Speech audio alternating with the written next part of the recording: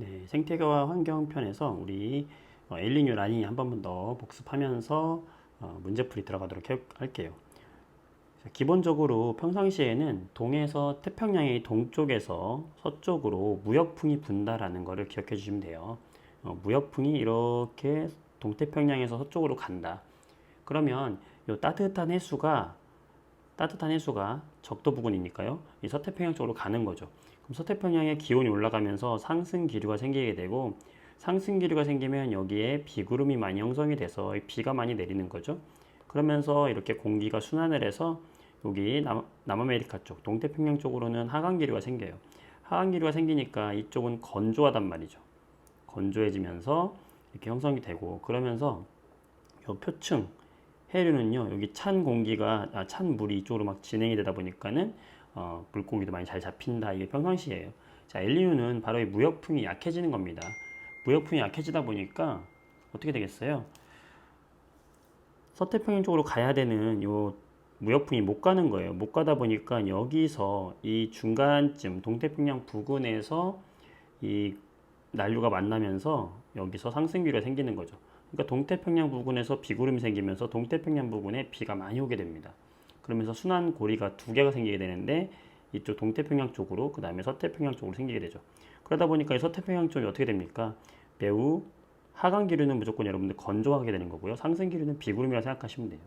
그래서 여기서는 두 가지 생각하시면 되는데 이렇게 차가운 한류가 여기 쪽으로 잘 못 가는 거죠. 그러니까는 어장이 형성이 잘 안 되고 그러면서 동태평양 쪽에서 뭐가 많이 오겠어요? 홍수가 많이 발생한다. 이거 생각하시면 되겠고요. 폭우.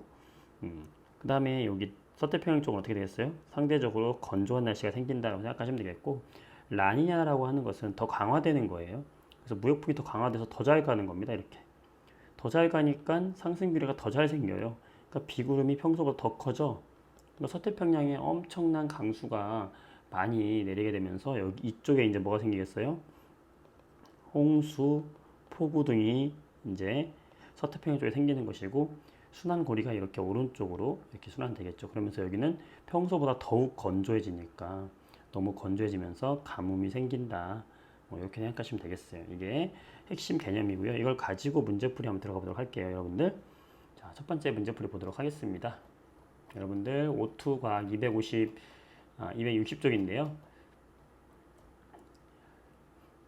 네, 1번 문제 보도록 할게요. 기후변화의 원인이다 라고 했어요. 뭐 어려운 거 아닙니다. 지구 내적인 원인과 외적인 원인인데 요 내적인 원인에는요, 여러분들 뭐 화산 활동이라든지 아니면 빙하가 녹아가지고 반사율이 감소했다 뭐 이런 거, 그 다음에 해수면 바닷물의 양이 적어졌다라든지 뭐 그 다음에 대기 중에 있는 이산화탄소 농도가 바뀌었다든지 뭐 이런 것들이 내적인 원인이 되는 것이고, 요 외적인 원인에는 뭐냐면 바로 지구 자전축이 바뀌었다든지 아니면은 태양의 활동이 바뀐다든지 공전 궤도가 바뀐다든지 뭐 이런 걸 얘기하는 거죠. 그래서 답은 몇 번? 2번 찾으면 되겠습니다. 잘하셨고요. 자, 2번 문제 보도록 하겠습니다. 자, 기후변화에 대한 원인 찾아라 그랬어요. 옳은 것을 골라라 그랬습니다. 네, 수륙 분포. 바다와 육지의 분포가 변하면 기후변화 영향을 당연히 주겠죠. 맞는 설명이고, 화산 분출 아까 지구 기후 내적인 원인이다 라고 했었죠. 내적 원인 맞는 것이다.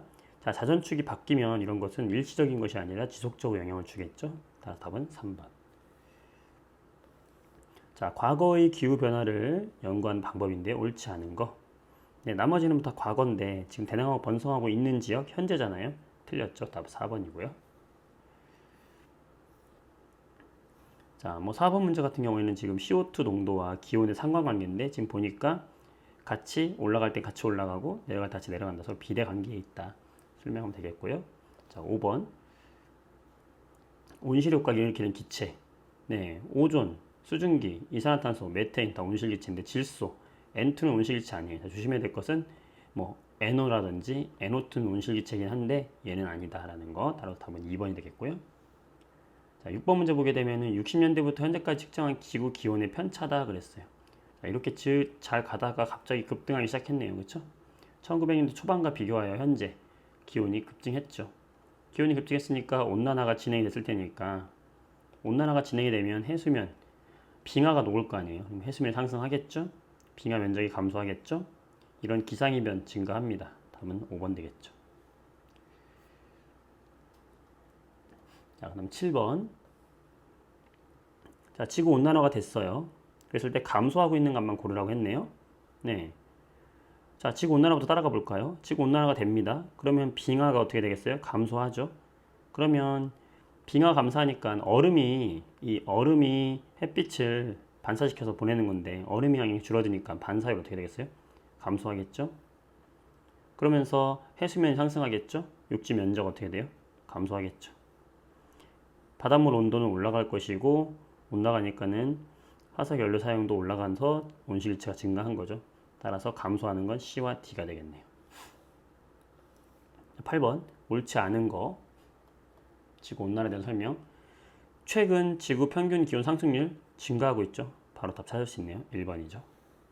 자, 9번 한반도의 기후변화 옳지 않은 거 찾아보겠습니다.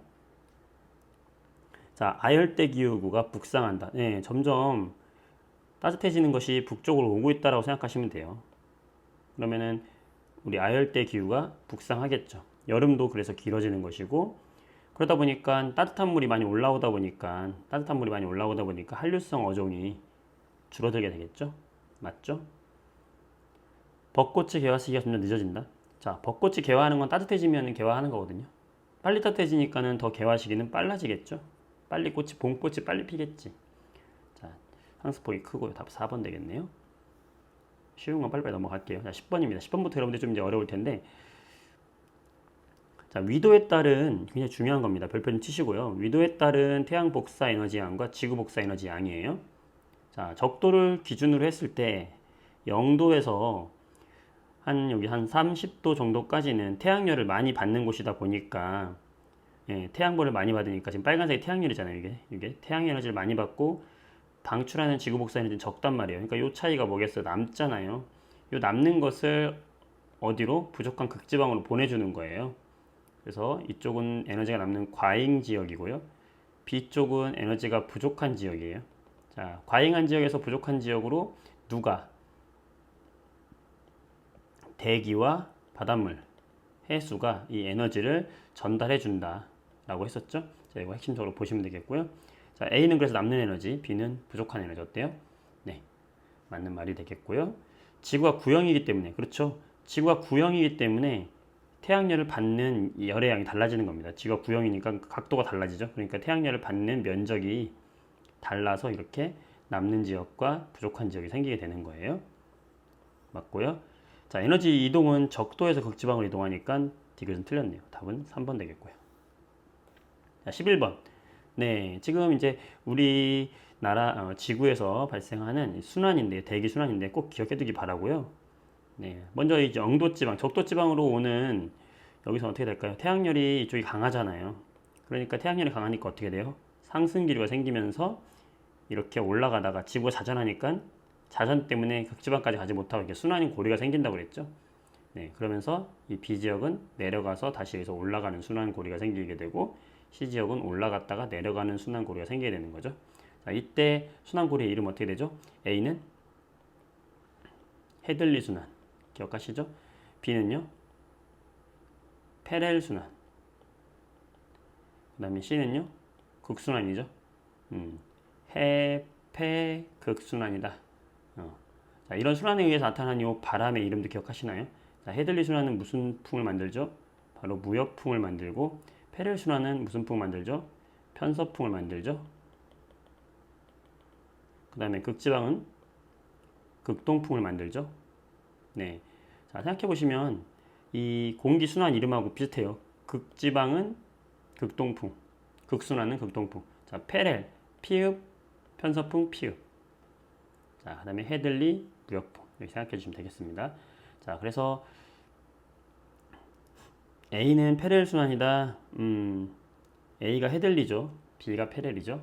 틀렸고요. B는 지상에서 편서풍이 분다. 자, B는 편서풍이 불죠. 그렇죠. 자, 대기 대순환이 생기는 거. 순환 고리가 3개 생기는 이유는 자전 때문이다. 이게 맞는 말이라는 거죠. 답은 4번입니다. 나머지 넘어가고요. 자, 13번 보도록 할게요. 북태평양의 표층 순환을 이루는 해류를 나타낸 것이다 그랬어요. 이 해류의 이름 한번 찾아볼까요? 자, A는요 이렇게 올라가는 우리나라 지역에 영향을 주는 해류. 무슨 해류? 쿠로시오 해류. B는요, 이게 태평양의 북쪽을 지나잖아요. 그래서 얘 이름이 뭐냐면 북태평양 해류. 자, C의 해류는 뭘까요? 캘리포니아 지방에서 내려오죠. 그래서 캘리포니아 해류. 얘는 이제 위에서 아래로 떨어지기 때문에 한류가 되는 거죠. 차가운 물, 한류. 쿠로시오 해류는 뭐겠어요? 따뜻하게 올라오니까 난류가 되겠죠. 함께 기억하시면 되겠고, D는 이름이 뭘까요? 북적도 해류입니다. 적도의 북지방에서 흐르는 해수의 흐름이다라고 보시면 되겠고요. 자, 이런 순환고리가 생기는 이유는 뭘까요? 이렇게 왼쪽으로 생기는 이유는 무역풍과 편서풍이 영향을 주기 때문에 이런 순환의 고리가 생기는 것입니다. 네, 해수의 표층순환은 지속적인 바람 때문에 그래요. 이 이유는 바로 바람은 바람인데 지속적으로 부는 바람. 우리가 얘기했던 무역풍, 편서풍 등이 이 표층 해류를 만드는 겁니다. 자, 옳지 않은 것은 답은 4번. 저위도에서 고위도로 열을 수송한 해류는 C가 아니라 A가 되는 거예요. 난류가 수송을 해야 될 거 아니에요. 그렇죠? C는 한류니까 아니죠. 중요합니다. 자, 14번. 사막화네요. 사막화. 주의할 건 여러분, 영도 지방이 더 뜨거울 것 같지만 사막화는 어디서만 일어나냐면 바로 요 30도 지역에서 사막화가 잘 일어나죠. 건조기후는 30도입니다. 왜냐면 여기서는 지금 상승기류가 생기고 요 30도에서 하강기류가 생기거든요. 그러니까 하강기류가 생기면 여러분들 하강기류 쪽이 무조건 건조하다라고 생각하시면 돼요.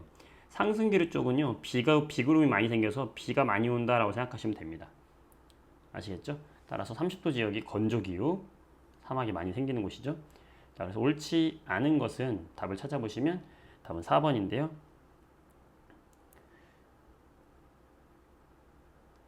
4번이 아니죠. 이거는 5번이죠. 5번. 잘못 얘기했네. 5번이죠. 나머지는 사막과 관련 있는 얘기죠. 우리 황사 발생이 더 증가하는 거죠. 사막화 생기면. 자, 그다음. 자, 15번. 바로 이제 처음 우리 선생님 얘기했던 바로 엘니뇨와 라니냐 보겠는데요. 지금 엘니뇨와 평상시에 나타낸 거를 순서 없이 나타낸 것이다. 뭐가 엘니뇨인지 평상시 모른다라고 했는데, 자, 동태평양이 있고 서태평양이 있죠. 자, 여기서 왼쪽으로 동쪽에서 서쪽으로 가는 무역풍이 원래대로 부는 게 바로 뭡니까?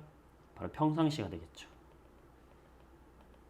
그런데 이 무역풍이 평상시보다 약해졌어요. 약해지니까 표층 해수가 이동하지 못하고 동쪽으로 치우치면서 여기서 뭐가 생긴다? 상승기류가 생긴다. 자, 이게 뭡니까? 약해졌다. 이게 바로 엘니뇨죠.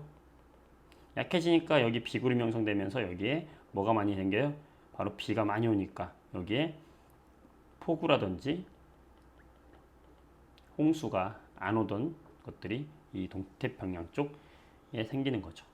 그러면서 차가운 해수가 여기를 못 가는 거죠. 못 가니까는 여기에 한류성 어획량이 감소하게 된다라고 생각하시면 되겠고, 그러면서 이쪽 서태평양 쪽은 하강 기류가 생기니까 이제는 반대로, 그렇죠? 어떤 기후가 생겼어요? 건조 기후. 그러면서 가뭄이 발생할 수 있다라는 생각하시면 되겠죠. 자, 그러면 가는 평상시, 나는 엘니뇨. 그렇죠. 자, 무역풍의 평균 풍속은 나가 크냐? 나가 더 작은 거죠. 못 나가니까. 동태평양과 서태평양의 표층 수온 차이. 자, 원래는 이 평상시에는 서태평양의 수온이 높으니까 온도가 높고 동태평양이 낮으니까 수온 차이가 큰데, 이렇게 무역풍이 못 불면은 전체적으로 고르게 온도가 분포되다 보니까 수온 차이가 작아지게 되는 거죠. 따라서 나가 작은 거죠. 답은 1번만 되겠네요. 자, 굉장히 중요한 내용이니까 잘 참고하시고요. 뭐 내용은 똑같습니다. 그렇죠? 자, 그 다음에 이번에는 동태평양 부근의 해수면의 수온 편차라는 거예요. 평균 수온과 비교했을 때 동태평양의 지금 그 해에 관측된 수온이 더 높으냐 낮으냐. 자, A는 지금 동태평양의 수온이 높다는 거예요. 자, 다시 한번 설명해 보면, 자, 적도 이렇게 있고요. 여러분이 볼 때 이 오른쪽이 바로 뭡니까? 동태평양이죠. 이쪽이 동태평양이고, 이 왼쪽이 이제 인도네시아가 있는 서태평양이에요. 자, 평상시보다 동태평양의 수온이, 관측된 수온이 평균 수온보다 A가 높아요. A가 높다는 것은 이 무역풍 때문에 따뜻한 난류가 서쪽으로 많이 가야 되는데 평상시는 많이 못 가면은 여기에 바닷물의 온도가 상대적으로 여기 찬물이 올라오지 못하기 때문에 상대적으로 이쪽의 수온이 높아지게 되는 거죠. 평상시는 낮아야 되는데 수온이 높아지는 거죠. 따라서 동태평양의 수온이 높은 때가 바로 뭐냐면 엘니뇨가 되는 겁니다. 네, 그렇게 해석을 하셔야 되죠. 그러면 B는 평소보다 더 낮아졌어? 이건 더 강화된 거예요. 더 왼쪽으로 잘 가는 거기 때문에 이거는 라니냐가 되는 거죠. 이렇게 보셔야 됩니다. 네. 그러면 A는 엘니뇨다 맞고요. 자, B는 라니냐죠. 자, 라니냐 때는 여러분들 동태평양에서 가뭄이 발생하냐? 자, 라니냐는 무역풍이 더 강해졌다라고 생각을 한번 해보세요. 동태평양이고 서태평양이 있는데 무역풍이 더 강해집니다. 강해지니까 난류가 더 서태평양 쪽으로 잘 가죠. 잘 가니까 여기에 상승기류가 생기죠. 그러면서 이런 순환고리가 강하게 형성이 된다. 그럼 동태평양 쪽은 하강기류잖아요. 자, 무조건 하강기류면 뭐가 생긴다고요? 가뭄이 발생한다고요. 따라서 맞죠. 자, 서태평양의 평균 수온은 A보다 B가 높다. 자, A 수온이 되면 수온이 어떻게 될까요? 서태평양 평균 수온 B 시기에 B 시기가 되면 더 강화되니까 난류가 더 많이 가게 되니까 높아지게 되겠죠. 그래서 이렇게 한번 살펴보시면 되겠죠. 네, 엘니뇨 아니냐 개념만 확실하게 이해하시면 그렇게 어려운 거 아니에요. 잘 복습하시기 바라고요. 자, 1등급 도전 문제들도 한번 계속해서 풀어보도록 할까요? 이건 다음 차시에 이어서 하도록 하겠습니다.